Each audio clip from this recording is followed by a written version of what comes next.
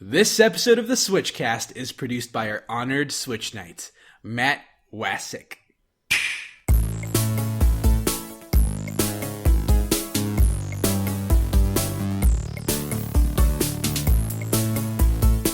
Hey everybody, I'm Casey. And I'm JV.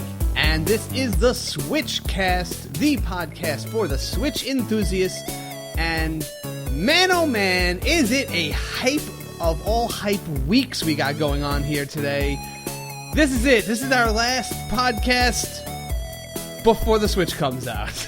We're probably going to be doing a lot of stuff Friday when the Switch comes out. You're going to be doing an unboxing. I'm taking the day off. I don't know if you're working or whatever, but I'm going to be taking that day off and I'm going to be playing with the Switch, probably live streaming the opening and just constantly maybe even using that new Instagram we started up and just streaming pictures online of everything I do that day.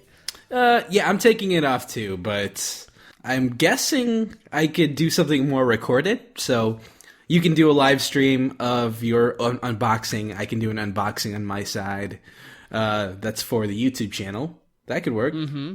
We'll see what happens. We definitely have to start planning stuff. I mean, the whole community wants to get involved in this, and I'm sure everybody has their own plans. In fact, I already put out the call.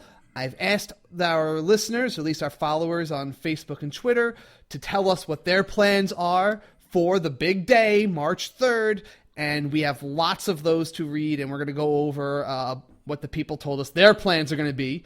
But I figured it'd be a good time to figure out what the heck we're doing, or at least talk a little bit about that here. So, yeah. I mean, yeah, what's your game plan, man? Oh, man, it's really hard to say since, I don't know, it feels like a day that we've all been waiting for, obviously, but it's kind of taken me by surprise how soon it's come. Yeah, I know. It feels like it couldn't be real, that it can't be here next week, right? It's got to be another 6 months away. We've been talking about the Switch for 10 episodes or more now, and it yeah, doesn't. Definitely.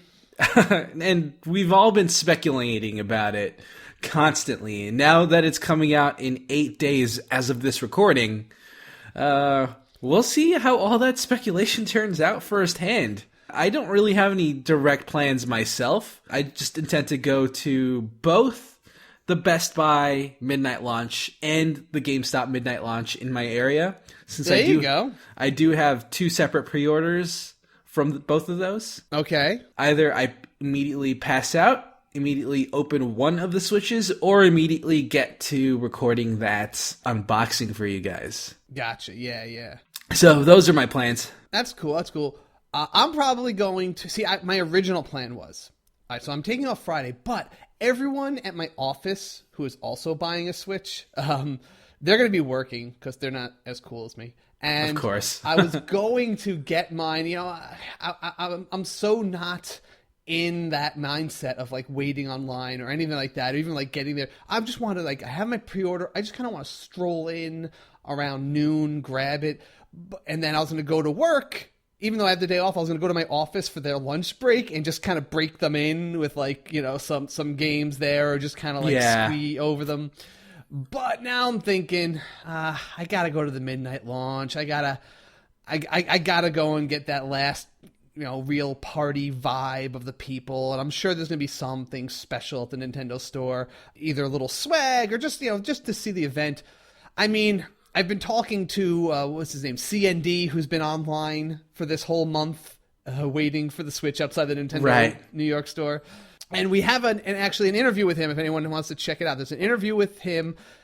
He is a YouTuber of some renown, and he's made it his mission to wait online the entire month to get the Switch because he intentionally didn't pre-order it, and, just the excitement of doing this whole thing. And, he's had some videos, he's had some adventures along the way, but this is the week where he's actually 24/7 on the line, because before he was kind of at night he'd go back home and recuperate. Yeah, it'd be kind of funny if he didn't go 24/7 and then someone just took his spot in the line and waited all week.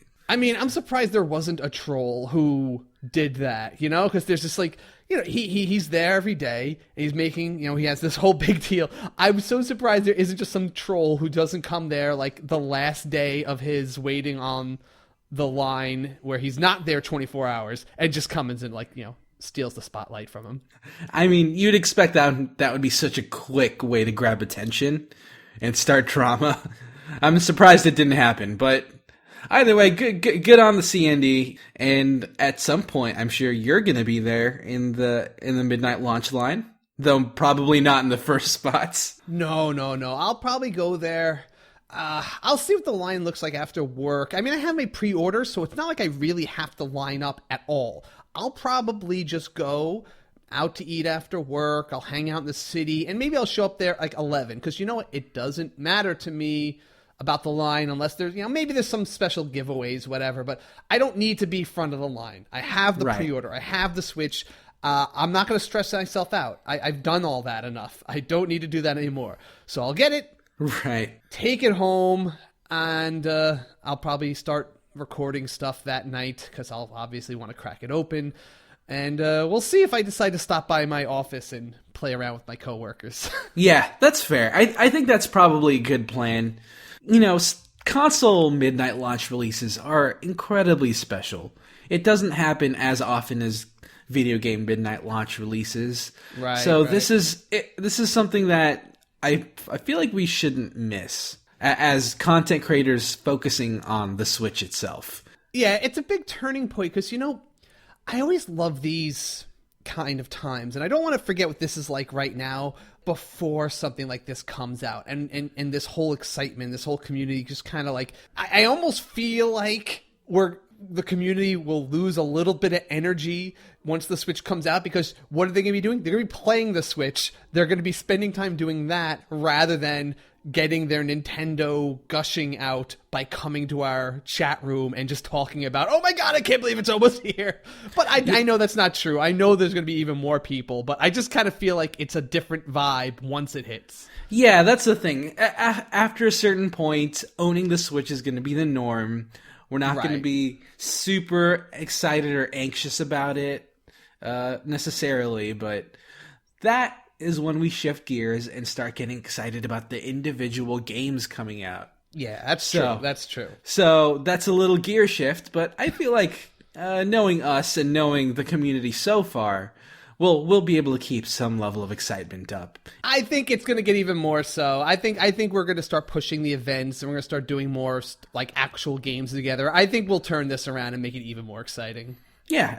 I think it'll be fun. It'll be fun. The days ahead look exciting, to say the least. And speaking of the days ahead, I just want to make a little note here that we are making a final push on our Patreon page to hit our first goal, which is $200 pledge total. We're at about 136 right now, and we're looking to push that to $200 so that we can hit our first goal, which is we make this show 100% weekly, no matter what. Like right now, like we'll probably do definitely a couple shows in a row, but we might have a gap depending on, you know, just how our time or how much stuff is out to talk about. But if we hit that goal, if you guys push us, and even if a bunch of you just $1 pledge on Patreon, that would do it, and then some.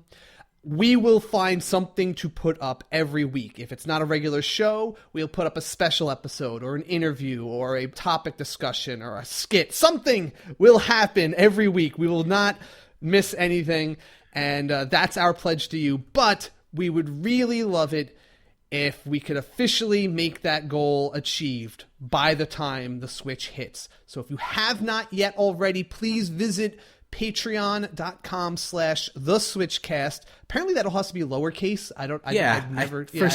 The URL is case sensitive, and that happens sometimes, but patreon.com/theswitchcast. It would definitely help us out here, and it'll help us achieve our goals and expand what we can offer you guys. So yes, we're grateful for any amount you can help us with, and Now that the Switch is actually being released, we're going to do our best to provide as much continuous, consistent content as possible. And achieving that goal will really help us out there. Yes. All right, let's go into our news roundup and start talking about all the stuff that's accumulated over the last couple of weeks. Let's do it.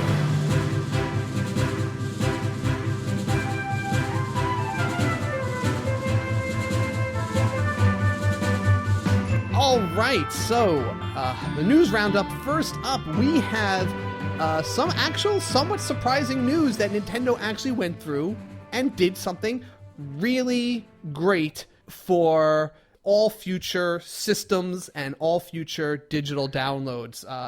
The Nintendo Account ID system. Yeah, this is a big deal ever since Nintendo started modernizing their online infrastructure. This announcement that you're about to go into more detail on is something that's been really sought after.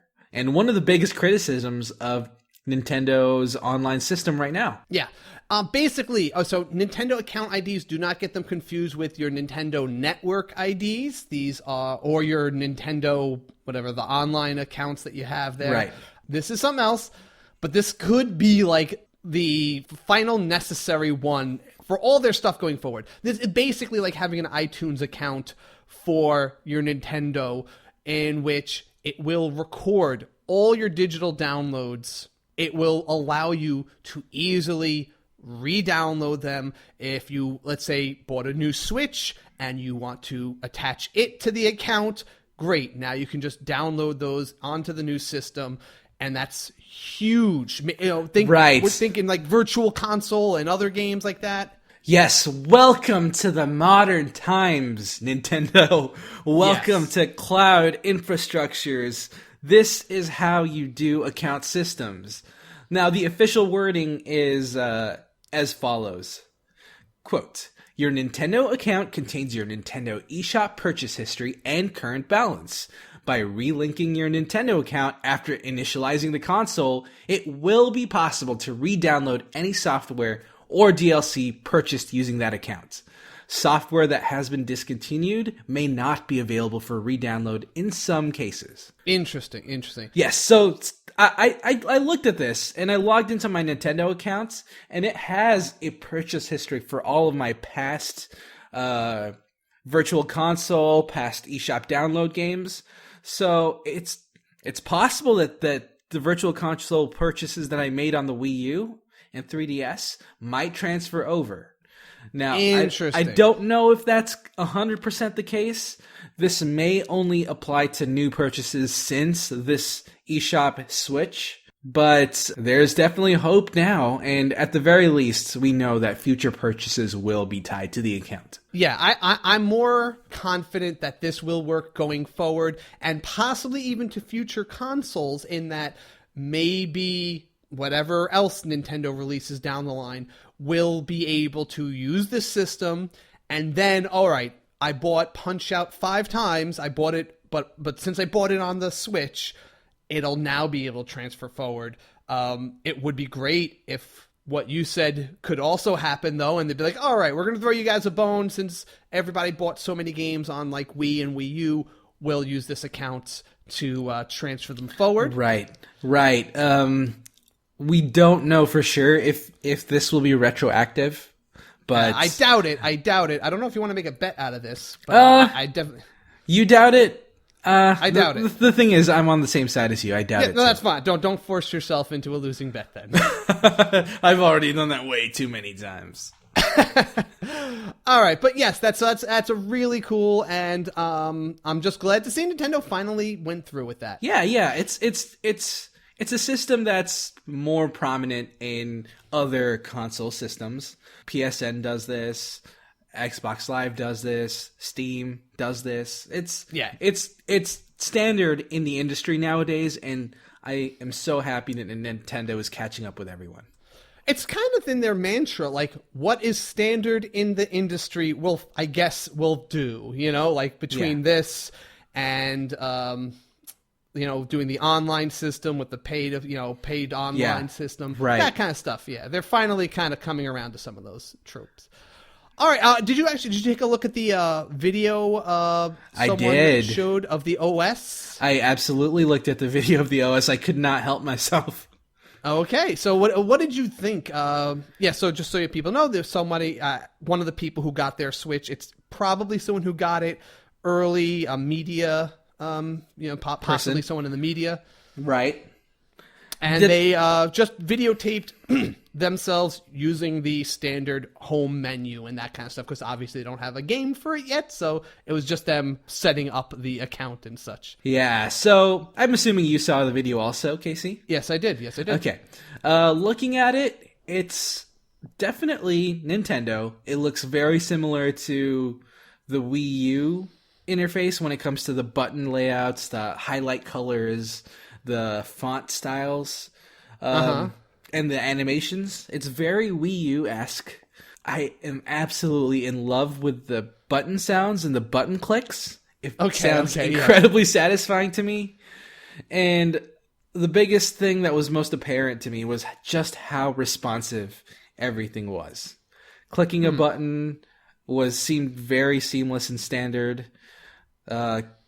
Pressing through to the next menu option didn't take long at all. And these were all problems that happened on the Wii U. The interface wasn't quite that responsive on the Wii U itself.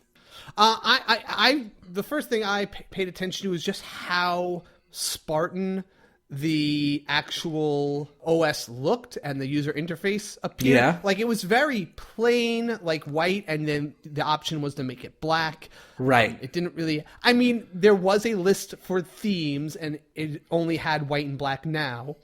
Though I'm positive there'll be a Splatoon theme you could download one day. There'll be more exactly. colorful options. But out of the box, it looks like it's going to be very stark and plain looking. Plain. I like to call it minimalist, Casey. It's fair, that's fair, but I feel like you could still be minimalist with a little more shine to it. I think I like how it looks. Honestly, a lot of consoles nowadays have very, very busy interfaces. Yeah. The Xbox One interface has pictures and ads just thrown at you constantly. Yeah. The PS4 is less so, but it still has that same bombardment of information and data that you might not necessarily want. It did look like all that kind of information was confined to, there was like the news. Yeah, there was a tab news section, and all of that contains all of the details that you would want for that information, but it's not the home screen. Right, and it was very neatly organized even when he did click on that, and you can look at all the different... like whatever the new events are coming up that they want to draw your attention to. Right, and I'd like that. But I just thought it could use at least a little, or at least an option out of the box with a little splash of color, or just like, I don't know, like some sort of paint splotch in the back, something to, liven it up a little bit. But again, I'm fairly sure that day one will be able, everyone who has one will be able to download like 10 different free themes for being... an early adopter. Right. Every game will come with one as well. Right, and themes could really be a big thing for the Switch. It seems like it, especially considering how minimalist the basic theme is. Mm-hmm. I suspect that that's a good basis for wrapping themes around it. That'll make it look prettier. I'm fine with the basic UI, the interface, and being able to go through the menus very simply. That's great. And I just want to be able to. I look forward to the options I will get to customize it and just make that screen my own. Right, and honestly, the menus look very simple, and that's something that a lot of other consoles haven't quite gotten.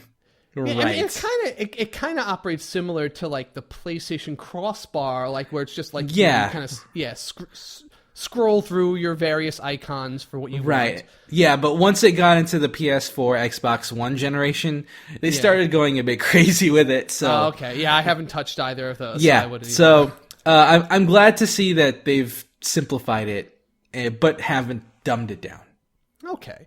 And one other thing we had along the same lines, they had a official unboxing of the Switch on the Nintendo's own channel. Kit and Krista they're cool people. They're the ones that host the Nintendo Minute episodes on the official Nintendo website.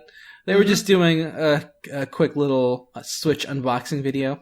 Very detailed. I don't know if every unboxing goes like that. I guess that's how they generally go. Where they pay attention first to every detail on the box, and then they even look at like the differences in how the logo is embossed on one side of the Switch dock as opposed to the other. And I'm guessing that's something that people like to watch. So I guess so. Yeah. The one thing I learned from this that I thought was interesting, though, was I didn't realize that the Switch dock actually opens up, and that's where in you the can back. stick all the and you can actually just where all the wires can just be kind of rolled up inside and conveniently, neatly tidied up back there. Right. It's nice that you can open up the backside and stick stuff into it, and it's pretty good. Yeah. But other than that, I mean, I don't think I saw anything that I didn't expect or whatever. So, but it was nice to see it, gone into detail. If anyone wants that level of meticulous detail about what the Switch looks like, we'll have a link to this this video in the show notes.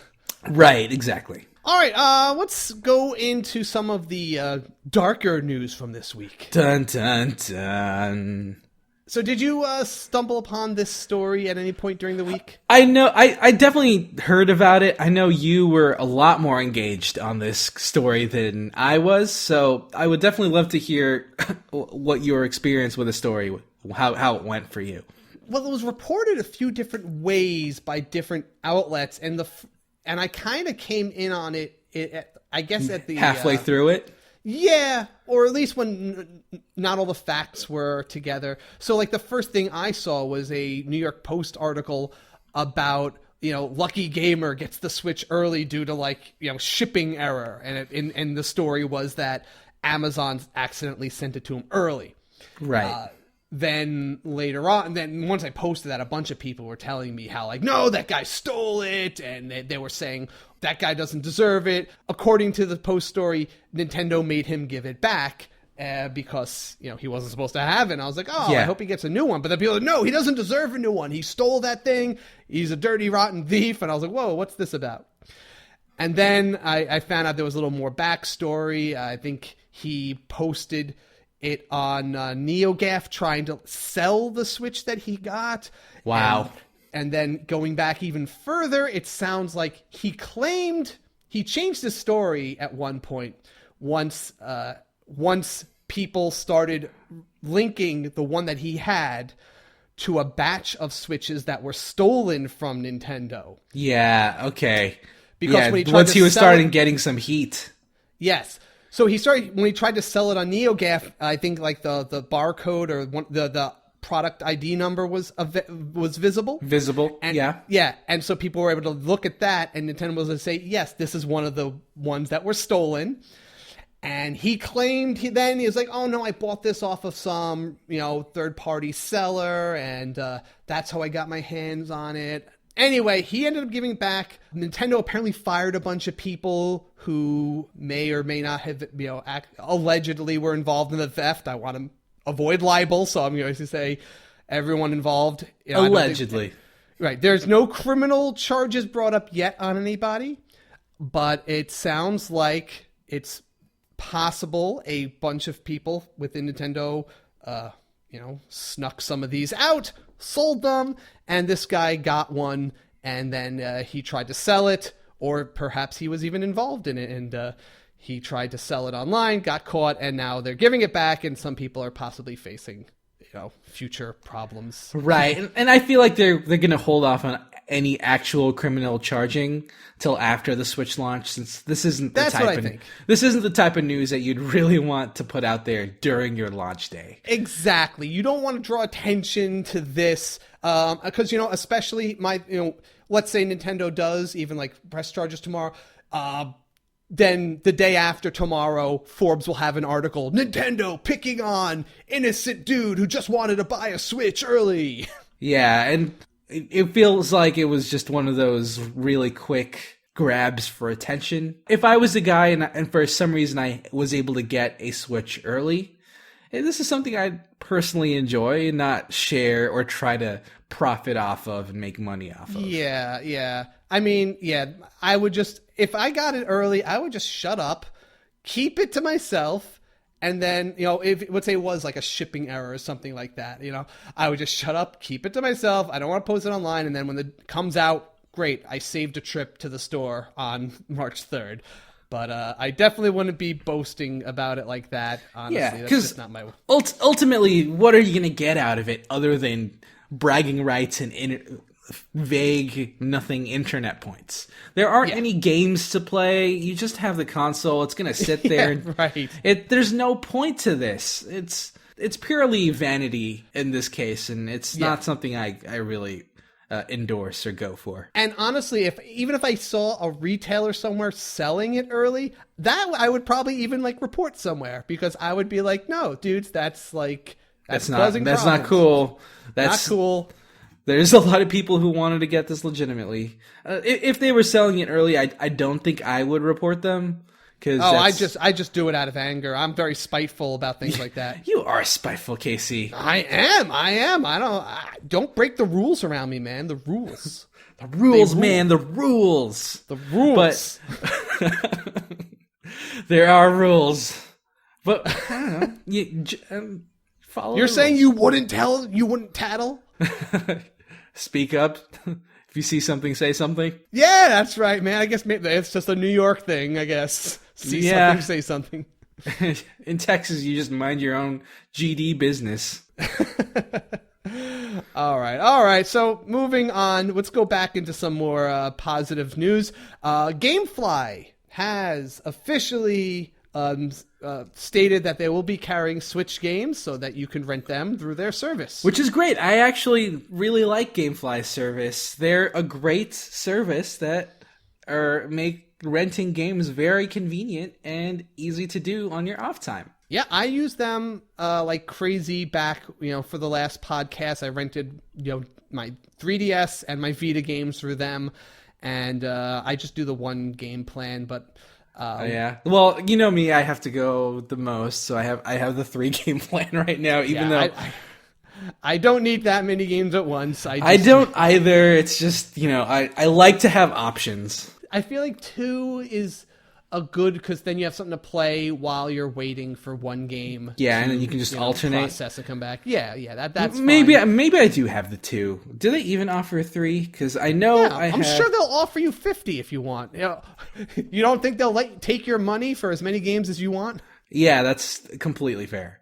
Though, I'm glad that they're going to be doing Switch rentals, because that will help us a little bit on the wallet. Yes, very much. Yeah, because, reviewing games, at this point, we're not really tied to any specific retailer, and we're not any official Nintendo sponsored, so we have to purchase all the games ourselves. And this may help us ease that financial burden just a little bit. Now, I'm just wondering if they will offer them at release of the system, or are we gonna have to wait a little while? They really didn't specify any of the details. It would be nice if day one Gamefly is just like, okay, start picking the games you want to rent. But... Yeah, it's hard to say. I know they advertise it on their website, and I'm looking right now at their Gamefly website page, and there's no area where I can quote unquote pre-order Nintendo Switch games right now. So all right, yeah, we'll definitely post online any news on what that's available. Yeah, exactly. Okay, we got a upcoming Splatoon 2 global test fire demo already scheduled for everybody, and anybody can take part in this who wants to try out Splatoon 2 and test it out online. March 24th to 26th. There's going to basically, you're going to be able to download the game, and at 6 specific 1-hour windows throughout that weekend, you'll be able to go online and play other people who've downloaded it. It's probably a little bit of a stress test for the online system as well. This is entirely a stress test. Yeah. The original Splatoon had a global test fire as well, and it served a double purpose, because Splatoon was officially announced. I believe it was in E3 a long time ago. People were excited, but they weren't sure what to expect. The global test fire helped people understand Splatoon and its gameplay firsthand. It essentially acted as both a beta, a server stress test, and a demo all in one. So this is very exciting. Yeah, it's definitely going to be fun. It's a great first chance to play the game, test out that online, because before this, I mean, there's probably still nothing that is going to really be a massive online game that's out yet. Bomberman R is probably the most online-ish game for the launch. But, you know, that's fun. But this is like, a real heavy-duty online game. And maybe it'll convince some people, you know what? Maybe I do want to pay for that online subscription when it comes around time for that. Yeah, that's totally fair. And honestly, I'm gonna tell you right now, we're gonna commit to having an event for this thing because it's one of those events that are really that can really get you pumped, and that it'll be fun to play with a group and with a community. So we're definitely gotta do something for this, Casey. Yeah, I think we'll definitely obviously because it's a free download, and there's no reason for anyone to not be able to play it. If you have a Switch, you'll be able to play this. And it's a slam dunk. Now, we have a couple of little Zelda-related things. First up, we have a little info on what the new Zelda Amiibos are actually going to do in the game. And I didn't put the link in the show notes there, but I will just read off this little bit here of what they're going to do. So the Guardian Amiibo will unlock some rare weapons and items to help you on your adventure, including a special arrow and some other objects which could be used for crafting. The Bokoblin Amiibo will also unlock some rare weapons, specifically some clubs, and the Horse Rider Link will give you a special sword and saddle, and the Zelda Amiibo will give you a fancy Hylian shield, and finally the Link with a bow Amiibo will give you a special bow. And all of those items can be obtained in the game without using the Amiibo, so it's not anything that's exclusive. That's actually a pretty good deal. I like the look of the Hylian shields. I like the look of the weapons and how Magitech they are. Yes, that's a good word for it. And the fact that these items aren't exclusive to the Amiibos and are attainable in game makes me feel a lot better about it. It's definitely like free-to-play games who charge for cosmetics. It's something that's not essential. It's something that's completely optional and something superficial, but it's just a little bonus for you if you choose to spend money on it. I'm okay with that.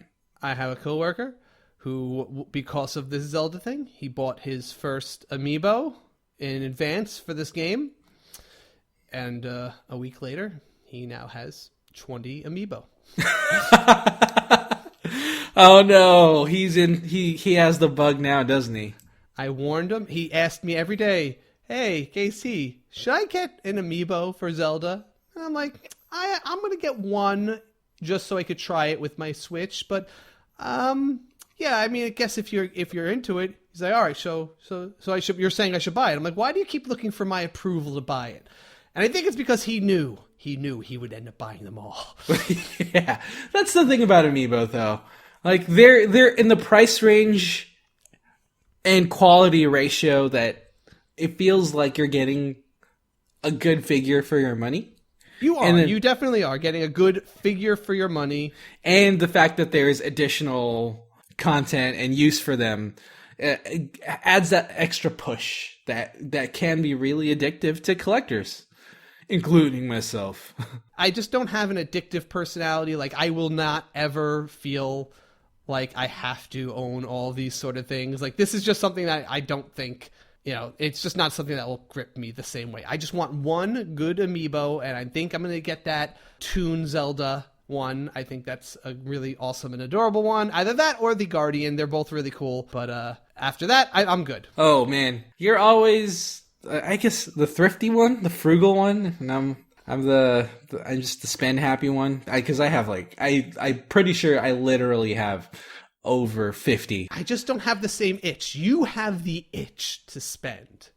I do not. I have the itch to save. I like saving money. I like not spending it, but I still want to get the things I need, but yeah, I'm the one that's like, if I have the money and the will, I will do it. So it's good. Everybody knows which one of us is like you, and so you can gauge your potential enjoyment of certain things based on that.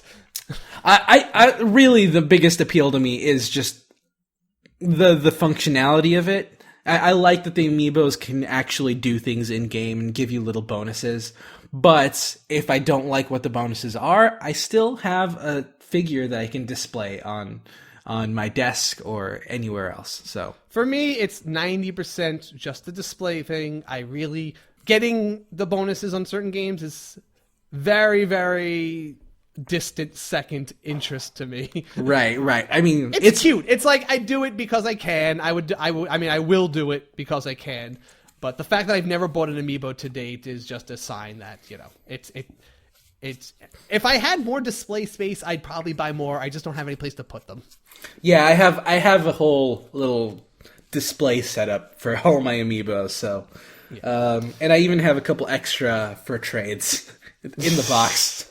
Weren't you doing the customized ones for a while? Yes, I do. I have a couple. I have my airbrush, and I have my yellow painted Supersonic. I have a Proto Man colored Mega Man, and I have a Fireflower colored Luigi. You need to share those on Facebook or the Instagram. Yeah, you're probably right. I probably should, because I am pretty proud of them. I think that everyone should see it. I think you should be proud. That is awesome work. And I would probably, I would consider commissioning you to make something that I really want. I can't remember what I wanted offhand now, but I know there's something I really would want to make. It would be like my one Amiibo that I would, want, but I can't think of what it is off the top of my head. All right, that's fair.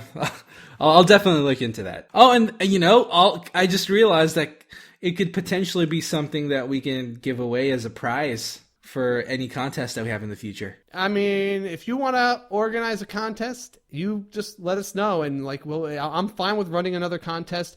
If you want to, seal the deal and say, yes, I can do this for a winner, and you let me know, and we'll announce it. Yeah. Okay. Good call. All right. Let's head into the new and upcoming, because we have a few new games that we've learned about. And one other special thing I want to do before this comes out. All right, let's do it.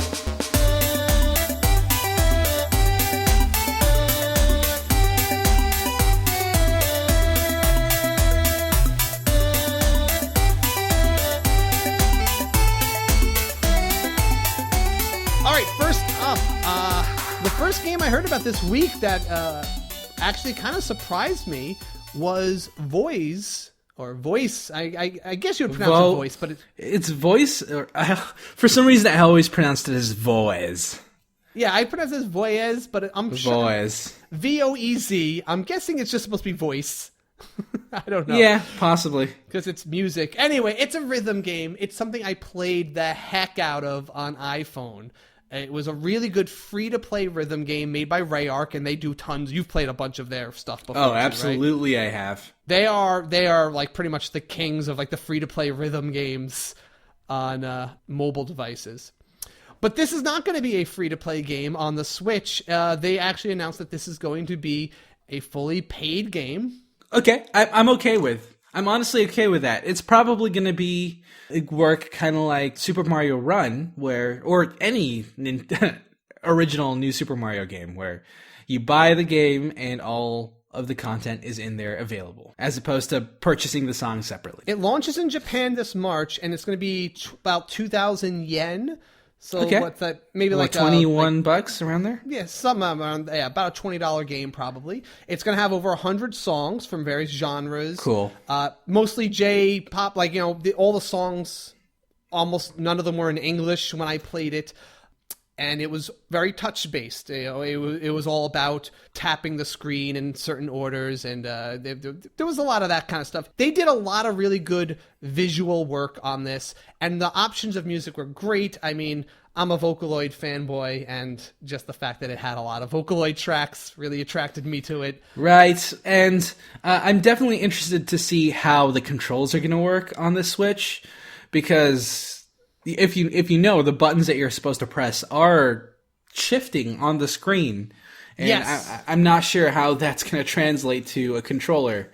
Or no, I don't think it's going to be docked. controller. No, it's going to be all touchscreen. I think it's all touchscreen. Yeah, so I guess you're assuming that this is just a purely touchscreen game, and it's not going to be playable on the dock. Correct. Not playing it on the dock probably is going to be a thing, because just the way it handles and the way it was designed when I played it on the iPhone was that it only needed 2 fingers.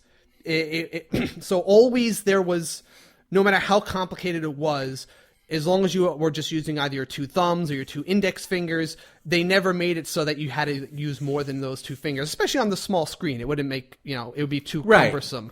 Right. Unless they really amped it up on this because they have the bigger screen and now they want you to use, 8 digits on there. Now, yeah, and it was a very elegant design choice, and I think that was very smart for them. Honestly, you're right. I would not be surprised if a lot more mobile games get ported to the Switch. Yeah. And a lot more mobile games like this, or touchscreen dependent games, become exclusive to the handheld mode. Now, this is something we talked about just last week on Switch Topics. We were saying one of my big questions was how much the mobile market would move to the Switch. And this is a really big sign that door is open and that they're willing to adapt it. And I'm very interested to see that they're not just adapting it, they're just going to make it a one-shot price. And I did enjoy Voice because the way it worked, if you didn't want to pay anything, was that like every week different songs are free. So I'd be like, oh, okay, cool. I'll try out this song this week, and I'd master it. And once in a while I bought like a song that I really liked for $1.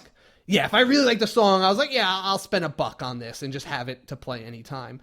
But, a flat fee for over 100 songs, and more than I ever played on it before, that's a pretty good deal. Yeah, exactly. And I think it's going to be a ton of fun, and who knows, maybe they might add additional Switch exclusive features like online play, or just stick with the leaderboard system they have. Yeah, that's true. That would all be very interesting. I do hope this becomes, granted, even if it doesn't come to the US, we probably could still download it, and you don't really need to know Japanese to play it, since it's, just a rhythm game.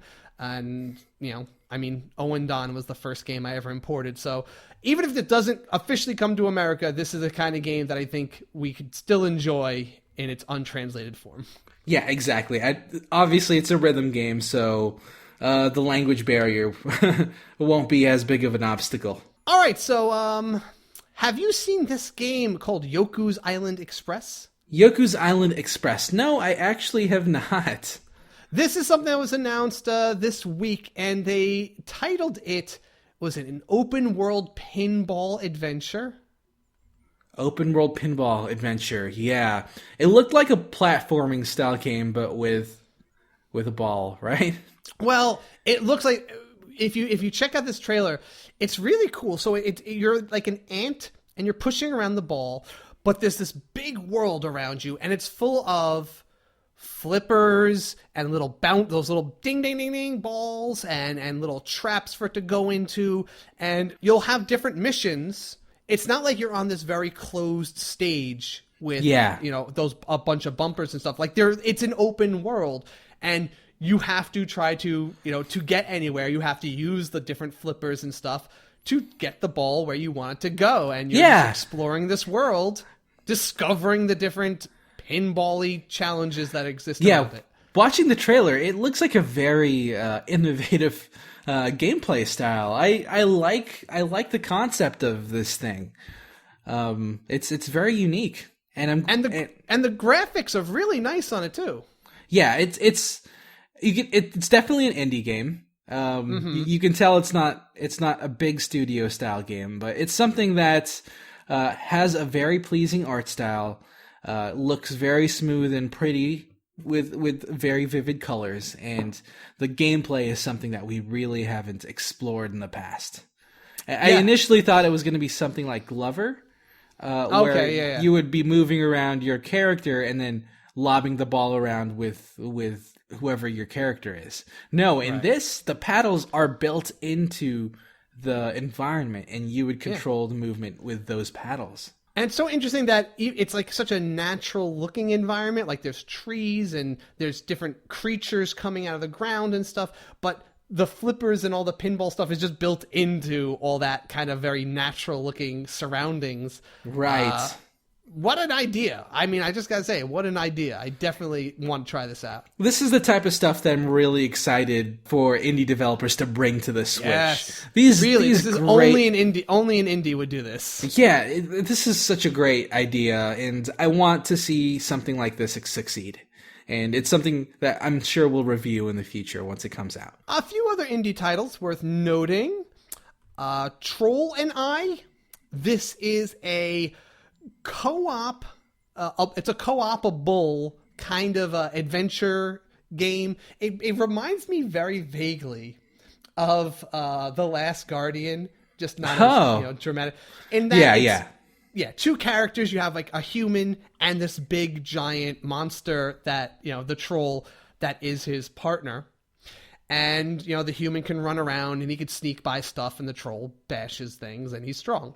But the twist is, in this one, 2 players can play it cooperatively, and one can control the troll and one can control the human, and they can team up and you gather stuff and you have to do crafting and stuff like that. And it just sounds like a really interesting kind of system. Right. And honestly, nowadays, co-op games are getting a lot more rare. So any co-op game that can bring this type of gameplay to the Switch is welcome to me. Yeah, and it's an asymmetric co-op. I like that. Yeah, I like those asymmetric, too. You're not just two like snipper clips. I like that idea. But you're 2 identical characters and you're trying to work together. But you have to become okay. Yeah, you are one character is a very different set of skills than the other, and you have to utilize those. Yeah, the graphics look relatively standard, not necessarily the most advanced, but I think if this is gonna be successful, it's gonna hinge on its couch co-op gameplay. It's scheduled to launch on PS4, PC, and Xbox One March 21st in North America, and the Switch version will be coming later in the second quarter, so we have a little while to wait for that.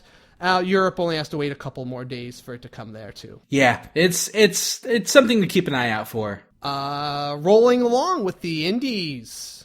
I think you saw this game. Yeah, this is... Okay, if you guys don't know us already, Casey specifically, he is very into those games that have a throwback to the classic 8-bit, 16-bit, 32-bit style with more modern elements mixed in. So this is it's kind of like a very cartoonish... what was that game on the mobile platform? Super Meat Boy? Yeah, Super Meat Boy. There you go. Yes. It looks like a very 8-bit Super Meat Boy. It's kind of like that. So you're a mountain... The game is called Celeste. And you're this mountain climber who is going through all these kinds of treacherous mountain trails full of traps, spikes, bottomless pits, dangers. It's just crazy. And it looks like very intense, high difficulty platforming, like stuff that you have to just constantly be jumping off of walls to get through, or dodging enemies, and you're gonna die a lot, and then but you it's just trial and error until you get through each stage, and it has a lot of cool environments, and so it's kind of along the same lines as Super Meat Boy, just a more colorful one, I'd say, than that. There was a continuous runner style game of this that what was it called? Of this style, it was a drop down, drop zone, drop ship. Oh, Downwell. Downwell. There you go. It kind of reminds me of Downwell, but this is definitely it feels like a mix of Super Meat Boy and Downwell, and the gameplay here looks so tight that it would behoove you to have a controller. I mean, maybe. I still am not convinced on this Pro Controller thing. I mean, a lot of people Well, seem no, to be not a Pro Controller. I just mean a controller in general. This seems like a type of game that you'd want tactile buttons for. Oh, yeah. This would not do as well on mobile, you mean, like, basically. Yes, exactly. Like a touchscreen, this doesn't seem like it would work well on a touchscreen only interface. Yeah. This is definitely, you're going to want buttons because you're going to need very, very exact controls to get through things. Like, I was watching the trailer for this, and I was tensing up. Like, I was holding on to my arm, my chair super tight, just watching the demo of the character trying to get through these stages very, oh my god, it's gonna kill him! Oh no, he just got past it! Oh no, there's another thing gonna kill him next! And it's very tense. And it also reminds me of those very insane Mario Maker levels that that people have made. Go. And if you love that sort of intensity, this seems like the type of game that will deliver. Yeah. Well, so those are the new indie games. We have a hint at something that I really would like to come out at the latest Final Fantasy Fan Festival in Germany. Now, nothing really definitive was mentioned here, but they did make comments. Some of the makers of Final Fantasy XIV did make comments regarding the fact that they want to bring the game Final Fantasy XIV, the MMO Final Fantasy, to as many consoles as possible. They said the only limitation that they absolutely do not want is to create a boxed off version of the game, basically one that can't interact with the others either because of some hardware limits. This actually happened with Final Fantasy XI, where they made it for PS2, and because of its limitations, they were really had hamstrung in what they did with the PC version of it. So anything that can handle what they have planned, basically they're open to bringing it. So they're discussing a Switch port. That's enough to get me excited. Yeah, I've just been recently picking this game up because a couple of friends wanted to get back into it. And you just realized that you never turned off your account and you've been paying for it every month? No, no, Casey. Yes. I've been paying for it, so I might as well just try it out again. Okay.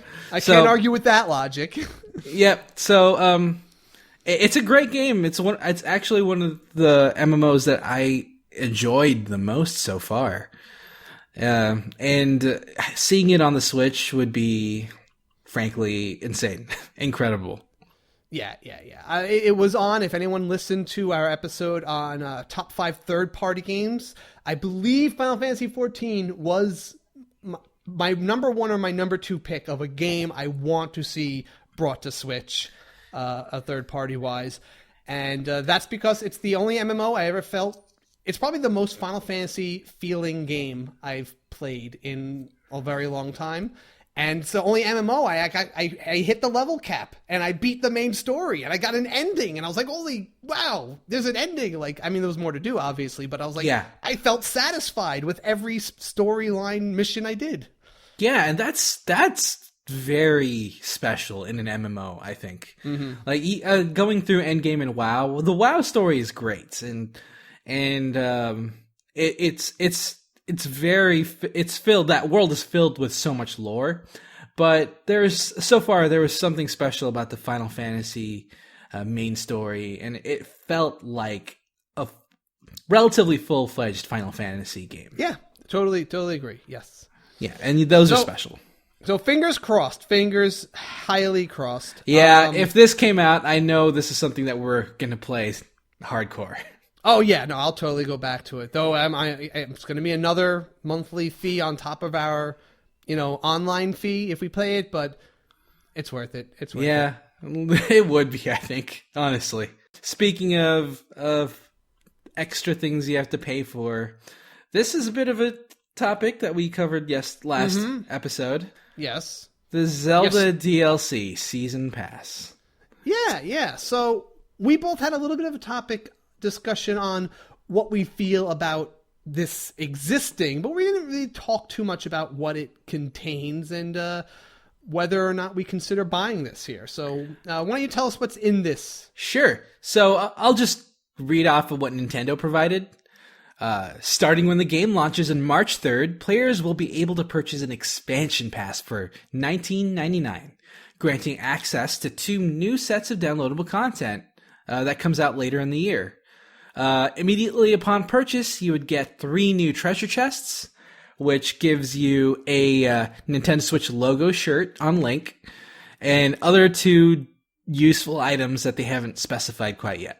The first content pack is going to launch in the summer and will include additional Cave of Trials challenges, a new hard mode, and a new feature for the in-game map. The second content pack will launch in holiday 2017 and adds new challenges that will let players enjoy a new dungeon and a new original story. So it actually seems like a pretty decent amount of content for $20, I think. It's interesting that even though it's split up into 2, it is an all or nothing purchase. Like, you can't just buy that second pack that comes. Like, you have to get the $20 for the season pass. These are not purchasable individually, which is just kind of interesting. And the way they're breaking it up, I think it sounds like some interesting, cool stuff. I mean, I can't think to buy this personally on day 1, like when it's available, but that summer window, when that comes out, if I'm still hungry for more Zelda and I've fallen in love with the game, I'd be interested in picking this up to extend the life of this game. Yeah, and I kind of feel like the usage of the word expansion pass is the biggest flaw or fault of Nintendo for this. Mm-hmm. I feel like this is just, standard downloadable content that they're charging upfront and bundling together. It seems like the timeline seems standard, and it doesn't seem like they're holding anything back for the initial release so that they can get more money from us later on. Yeah. That was one of the things we talked about. Was we're fairly sure that they are not. This isn't just some stuff that we're like, oh yeah, take out of the main game and sell it to people separately. Like, this is just, if there's going to be more than $60 worth of content in the main game, and if you're hungry for more than $60 worth of content, here's a way to get an even bigger experience.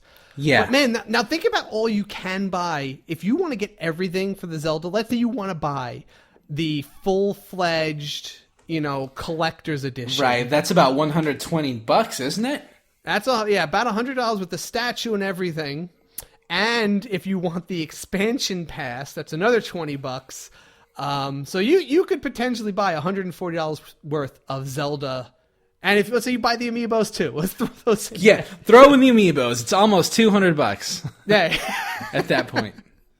If you buy everything, if you want every little thing for Zelda, and you got that money to blow, there you go. It's all the Zelda you could possibly be hungry for. Are you not satisfied yet, people? Yeah, are you not entertained? Yes. But no, I'm kind of looking forward to this. Like I said, summer will tell if I am hungry for more Zelda, and there's a pretty good chance if I'm not drowning in other games to play, there's a good chance I will jump at the chance to have a new mission. And I feel like this is something that either one of us should get anyway, just so we can cover it on the show. Hard mode is what actually has me very interested. I would love to see hard mode be a real survival game. Like, now you really have to worry about your resources and not taking on stupid fights, and they mix up so you don't just know where the monsters are and stuff. That's a good point. Yeah. This is something that could definitely switch up the gameplay of Breath of the Wild. Yeah, make it a hardcore survival adventure. Yeah, and I want to end this little talk on the point that you made last episode. If you guys felt like you got $60 worth of content with the Breath of the Wild by itself without the DLC, there's really not much justification for getting angry about the DLC itself. I think that's a really good way to look at this. Yeah, that's it. So we'll see. I mean, 1 week away, we'll start playing Zelda, and we'll start getting our money's worth of adventure. Yep. The last thing I want to do in the news, so since we got this coming up, I feel like it's a good time for us to do one final recap of all the launch games that we can expect to see next week at the Friday release for Switch. And we'll just, do a quick rundown and maybe note which games we're, most interested to try out, what we're going to buy out, and all that sort of stuff. Yeah, let's go for it. All right, so first off, Legend of Zelda, obviously, we're both buying that. That's like a must-have of the system right now, right? Yeah, pretty much. 1-2 Switch. That's something I'm going to get on my side. You're going to buy that, okay. I might rent it. Okay. So rental, that's fine. I really wish they led with that fact that they had 28 of those mini games, because in my head, I was just thinking of it like, the Wii Sports, and I was thinking, all right, so 6 or 8? Yeah, that's what I was thinking of. 28 really makes a big difference. And I mean, I'm still not going to buy because it's just not the kind of game I think I'm going to have. I'll definitely rent it because it's just, I have to experience that. But I think if they led with that 28 games thing or made that more apparent, I think a lot more people would have had a more positive reaction. Yeah, exactly. But it's something that at least I'm going to review. And I do have someone here that I could play with on a consistent basis. So perfect. I'll let you know. Super Bomberman R, I'm excited for the multiplayer. I definitely want to try that out. Yeah, I'm getting it too. This is actually going to be a purchase for me. Okay. I love that there's a local co-op mode for it. The graphics are surprisingly clean and good for this. They really are. I mean, first it's a simple gameplay, but the graphics belay the simplicity of the gameplay. Yeah, exactly. Like the bosses look awesome, and the fact that there's a story mode and 8-player local multiplayer, that's going to be a fun time. Yeah, 8 players. That's nuts. They're going to have some crazy stages for that. Yeah, exactly. Just Dance 2017. I know some people who are going to probably buy this because I have some family who this is the kind of game they always play. I never cared for the Just Dance series particularly, but right. I mean, rhythm, music games, people just like watching me and my, family move around like idiots. So it's a good excuse to do that. That's part of the appeal of 1-2 Switch as well. So this is in line with that. I didn't realize Skylanders Imaginators was going to be a release title, but apparently that is. Yeah, it is. Definitely. I don't have that much experience with Skylanders, and this just looks like another relatively standard iteration of it. Yeah. And, there is a baseline level of quality to those There's games, a bunch of kids who are going to be getting this from their parents because it's just there's some parents who are going to play it too, but, this is one of those games that, when the parent buys this system, they're going to get this for, their younger kids to keep them occupied, definitely. Yeah, and I've heard tell that Skylanders has kind of dipped in popularity. It's kind of going down a little bit, but it's still around. And yep. Well, they have that Disney one that's kind of challenging them too. They have a lot of competition. Well, the Disney one already stopped updating. They've already discontinued the Disney Infinity. So gotcha. Skylanders might be on their way there. I think they were taken aback by how popular Amiibos really got. I Am Setsuna is possibly my second purchase. That is probably a game. I may even do the download on this. It is a Square Enix RPG. It is a update of it's available on other things before, but I never played anything. It's a very Chrono Trigger inspired title, and I haven't played an RPG like that in a long time. Right, and the graphics actually look quite good for this. Yeah. It's very hand-drawn look, but very modern graphics, despite it being an update of an older JRPG.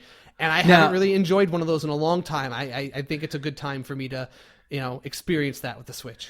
And now what's interesting about I Am Setsuna on the Nintendo Switch is that it seems there's an exclusive mode for it. There's a temporal battle arena, which is an exclusive feature in which you can take on the parties of other players from around the world. So see, I may or may not care about that. Well, right. I may, but a part of me wonders, is it just going to be about who grinded or who found that like perfect strategy team or something like that? It's interesting though. To me, it feels like it's going to be akin to the dueling arena in Fire Emblem, where it would pin you against teams of the same level, so it doesn't get incredibly insane. So I always have fun with that type of stuff. So, and it's interesting that it's an exclusive feature. Yeah, it is interesting. Yeah, using that online aspect of it, very, very cool. Yeah. Snipper clips, cut it out together. It's coming March, so it doesn't necessarily going to be a launch day, but it's going to be coming out this month. And this is the $20 game, and that alone makes it a very interesting option. I'm going to see if the missus is interested in this. If she gives me even the slightest inkling that she'll play this with me. I don't want to play this solo. I only want to play this 2-player. Yeah. Yeah, and if she shows interest, I will be buying this, and I'll be spending. I've been looking for a game that I can enjoy with her, and this definitely fits that. I feel like this. We mentioned this in the previous episode. This is like quintessential date game. Yes. So I don't want to like imply anything, but I feel like this would be really fun for you and I to live stream if we can get that going. Yeah, what the heck? Let's do it.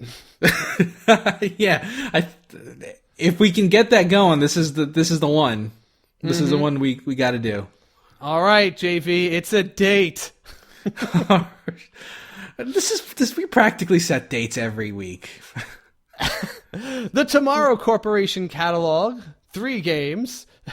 This includes Human Resource Machine, Little Inferno, and World of Goo. So it's a trio package. Again, this is a March title, a March release, not necessarily March 3rd.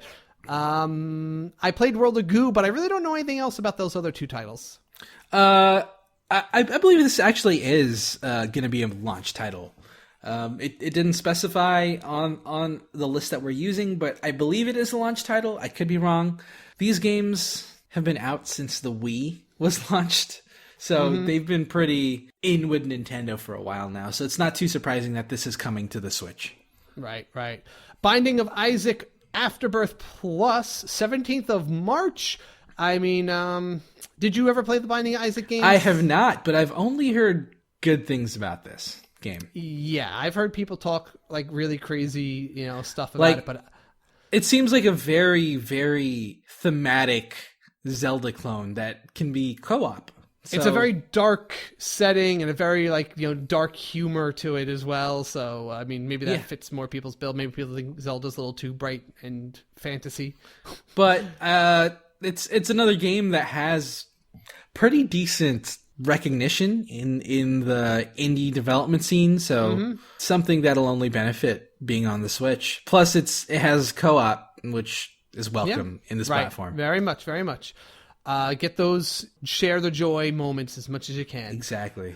Snake Pass. This is the game. It's another indie game. This is coming out March 28th in North America, day after in Europe. And I thought this looked pretty cool. This is this weird physics puzzle adventure game where you're the snake and you're trying to wrap your way around objects to reach places, and you kind of have to, master the physics of being this weird long dude, and you try to swing and grab and slither your way to the goal. Right. And the gameplay looks interesting. It's definitely slower paced, so you'd have to get used to that pace. Yeah, it's not an action game. It's a very almost like a puzzle action game. Yeah, exactly. And Honestly, it looks interesting. It's not what I'm most excited for, but it's something to keep an eye out. I never saw this before, a Fast RMX, but this is a racing game that will be coming in March. Yeah, Fast RMX is actually one of the games I'm excited for. Oh, yeah. The developers explicitly stated that Fast RMX was inspired by F-Zero.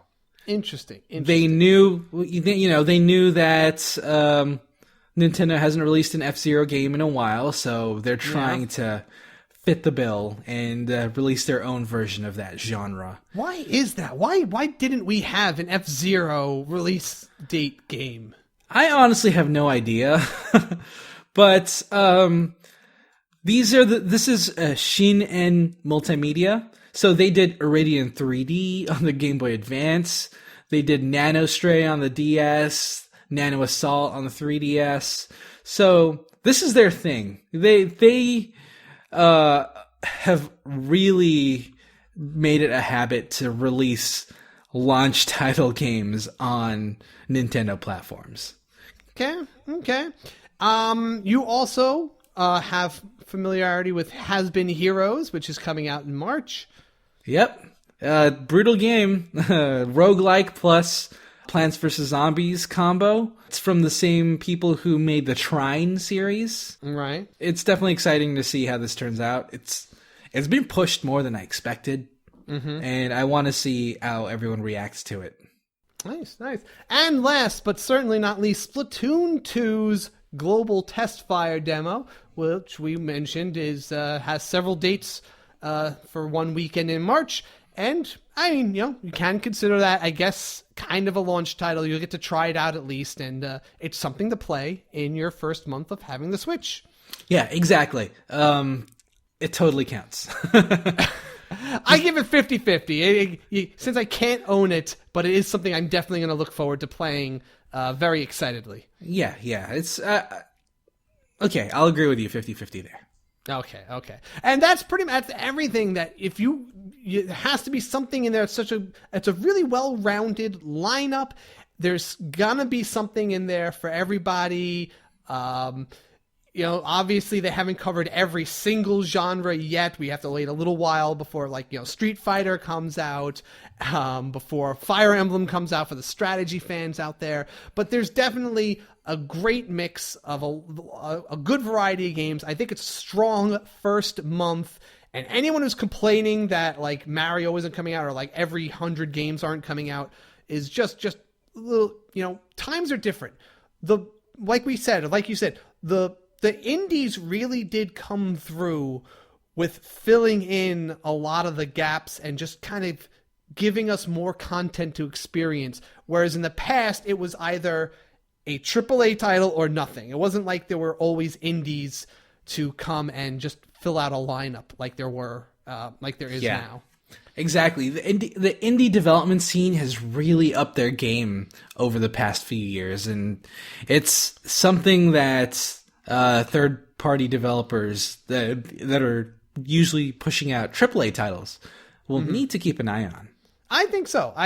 It's really, I'm fascinated by how this has changed, and I can't wait to see how people react to this different style of options they have, and I think will be fun.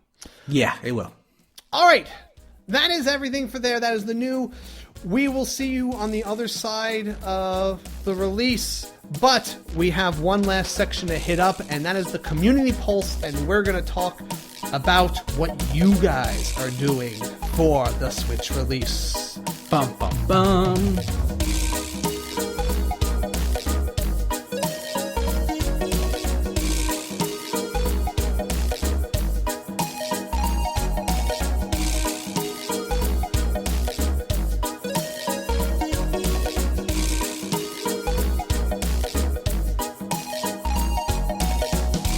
Alright, everybody, here we are with the Community Pulse. Actually, though, I lied. There's one thing I want to talk about before we get into your answers. We had a little bit of a follow-up only because of just kind of a misunderstanding. Someone, Caleb Whittington, wrote us to just clarify something about the Shovel Knight packages that we talked about. He wrote, so in the Switch launch window, Yacht Club Games is putting out the Treasure Trove edition of Shovel Knight. This includes the original campaign, now retitled Shovel of Hope, Plague Knight DLC, called Plague of Shadows, and an entirely new campaign with Spectre Knight, and that one is called Spectre of Torment. However, there will be other options to purchase the campaign separately. As far as I know, anyone who purchases Shovel Knight as it stands, at the cheap price, will have access to all the other content for free. Once Treasure Trove is released, there will be a price increase, so buy it now. Other additions are challenge mode, co-op mode, body swap mode, and others to be released in the future. And he leaves a link, so if anyone's interested in all this new Shovel Knight goodness, they could see all that there. So thank you for clearing that up. It's a little bit of a complicated system, but I guess at the end it's not really that complicated. It's just that, all the DLC kind of getting meshed together in weird ways. Yeah, and something like this might be why Nintendo just went with an expansion pass for Zelda. Not bad. Yeah, that is true. That is true.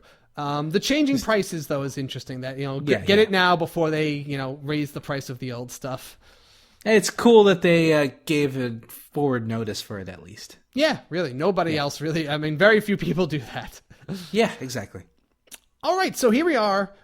Your answers to what you'll be doing on the Switch release day, March 3rd. So, which of these do you want to kick us off with here? I mean, they're pretty quick, and we can just go run down and comment on them really quickly. Okay, go for it. You lead us off. Okay, so John Wiskowski said he's going to be picking it up and playing Breath of the Wild for most of my 4-day weekend. Hopefully, we'll find another game to play as well. Obviously, we listed a bunch that you can check out, John. Maybe Bomberman or 1-2-Switch. Yeah, he also specified to me, I asked him, that is, he's taking 2 vacation days to make that 4-day weekend, so. Okay. It's not something that just already happened. Right, exactly. Lucky guy. At the Dark Panda wrote, midnight release, play Breath of the Wild until 8 a.m. class, play from 9 till my 12:30 class, play through the whole weekend, then eat. It's very meticulous, but I like it. He added after that, I actually forgot the anime club at my university is going to throw a Switch party where we can commandeer several TVs at the Union. That sounds like fun. See, that's going to be a blast. That's what the Switch is all about. Yeah. Dark Panda. Send us pictures. Send us pictures about that. Yeah, I'd love to put that on the Instagram. I want to see how that goes. Yeah. Definitely, if anyone has anything they want to share with the Switch community image-wise, you could definitely send that to me on the Discord chat. And let's just share our excitement. Just take a bunch of pictures of the midnight launches that you have out, of you playing the Switch with friends or by yourself. Let's just share it with the community, and we'll all share this experience together. Very much. All right, you're up. Switch Life says, I might have to work, but we'll be playing Zelda Breath of the Wild all night when I get home. Yep. A lot of people are going to be doing that same thing. So, yeah. At MikeCaru5, Hunter wrote, wake up at noon and go pick up my pre-order. Lol. I mean, honestly, that's what I want to do. I very much want to just be that guy who doesn't go through all the hassle and the fuss of the lines. So I totally get that. But out of principle, I feel like we specifically have to do that. Exactly. We're Switch icons, man. We have to be there where the action is. Yeah, we just have to, experience it because this is journalists. This is literally a once in a lifetime situation. That's true. All right, so Bender Guitar said, I took Switch day off of work, getting mine at midnight, so I'll be staying up so late playing Zelda. Sounds like there's a little bit of a trend here. Getting the midnight launch and then just taking the day for Zelda. I don't blame people. Nobody's been like, I can't wait to dig into snipper clips. I mean, come on. Show the love, man. Show the love. Yeah. 1-2-Switch. At Kiara is the one. I am going to a midnight launch and spending all of Friday which I have booked off of work, getting to know my new friend. I like that they're referring to the Switch as a friend. Yeah. Because, yes, it's true. The Nintendo Switch will be your friend. So, it's Pip at Pipadoodle. Probably just going to play Breath of the Wild and fiddle around with the system menus. I probably, I will spend a surprising amount of time just getting to know the UI and the OS and seeing what I can do with those themes. I'll probably spend a lot of time just looking to see like if they have themes on the eShop that I could download. Though, speaking of system menus and themes, night mode or day mode for you, Casey? It'll probably be day, night mode. Oh, I don't know. I like the white. I like the clean white background. Really? So it'll probably be like that, yeah. Okay, because for me, I have everything set to night mode. I have my browser extension set so that it turns everything into night mode, and I'm excited that the Switch has that option. See, it's funny because like with my phone, which is what I usually, I always do the thing. I have the thing where if you press the button 3 times, it inverts the colors, and I do that all the time. Like I'm very random, and it's just like every moment it changes whether I want it in my white mode or I want it in inverted color mode. Yeah, and I'm glad that functionality exists on the Switch at least. Yeah. So at Shabunak, right? Shabunak. At Shabunak. Watching everyone else play their new consoles while hugging my copy of Super Bomberman R. There you go. You. Someone that's not just excited for Legend of Zelda. There you go. Super Bomberman R. That's coming out too. Yeah. Follow at Shabunak for that one. Yeah. Mad props. Okay, so there's Anthony Catton, or Catan. You always do this. Antony. We're gonna do this every time. Catan. Antony Catton. Well, I'll be working on launch day, 8 to 2 p.m. Will probably be longest shift ever. Driving like a madman to my local game and picking up my pre-order. Then head home, sort the dogs out. Then once all that's done, I'll lock the door, close the curtains, make a cuppa, and spend some quality time switching it up. Beautiful. I'm assuming, yeah, he's definitely from Europe, isn't he? Yeah, the game, or Australia. Yeah. Oh, touche. Yeah. But make a cuppa. I like. It sounds so cozy, man. That's a good. It actually kind of makes me glad that it's winter because, like, it just makes it feel. It makes me feel less guilty for just hunkering down and like spending this next weekend totally indoors, just like under a blanket, playing this thing for the whole time. Oh, is it really winter? Really? Here in Texas, it's been like 75, 80 degrees. That's because you live in a climate. You don't live in seasons. Yeah, that's more accurate than I like to admit. You live in Bravos. I'm in Westeros. That's also pretty accurate, all things considered. But anyway, Matt Allen said, I'll sit by the door and wait for Amazon driver to arrive. If it's early, go to game and get my Pro Controller before my wife finishes work. Then pizza, Zelda, cider, no sleep. No sleep. Sleep is for the weak. Well, I also like the imagery of him just sitting by the door waiting for Amazon. Yeah. Reminds me of the whole Scott Pilgrim situation. Oh, yes. Jeff Kappenberg writes, gonna take a ludicrously early train home from Nintendo, New York, sleep for a bit, and hope no one bothers me for the rest of the day, and play it on the toilet just because I can.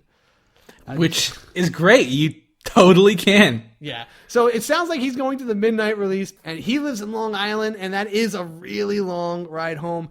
Sadly, he probably will not have a charge on it to play anything on that ride home, so he'll just be staring at his box the whole time. My condolences to you, but Jeff is an awesome dude, and I hope he enjoys that weekend. Yeah, it's going to be a fun time. So Joe Bailey said, I took the day off, so I'll be impatiently waiting for the delivery to arrive. I'll probably start on Zelda, then have friends over in the evening to play Bomberman and 1-2 Switch. All right, another one. Yeah, see? And the first mention of 1-2 Switch we've had so far. Yep. So props there. Yep. Nicholas Oldberg, he writes, I'm in line with C&D and Triforce at the Nintendo New York store. Well, look at you. Someone's super special. Yeah, he's keeping the home fires burning with them. So Yeah, indeed. finally, the rest will come. Yeah. So Rick Caceres said, "I'm a high school teacher, and we are having our annual Super Smash Bros. Tournament that day.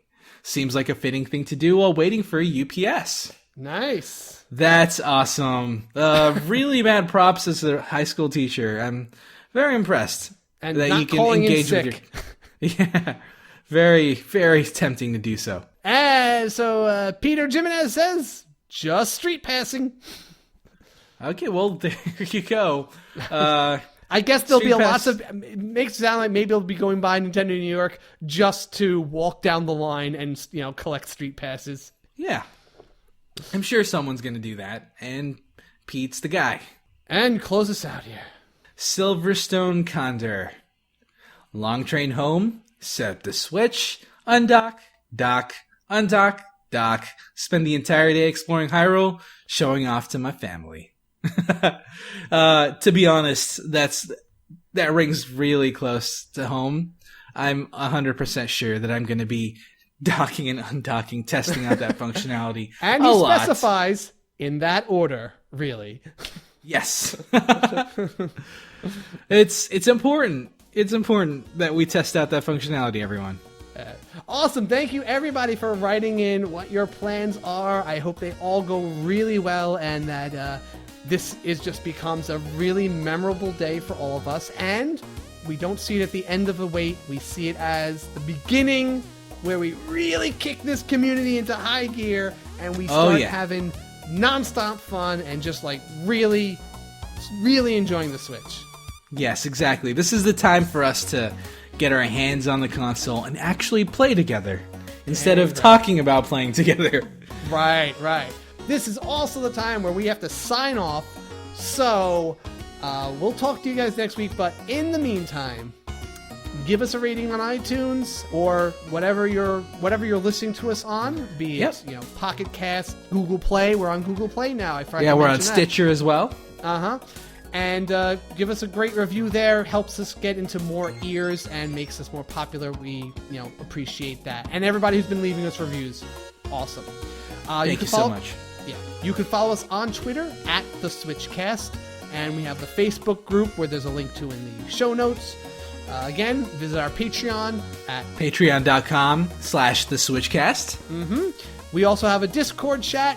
Another link in the show notes to join and just chat with us anytime. It's real fun, and we're always there, especially during work hours. But in fact, I'll probably even be checking in there. That's where I usually post a lot of stuff when I'm online waiting to get my Switch and killing time. Exactly. And we love voicemail, so you can always call us up, 347-POD-CHAT, and we will listen to anything you have to say.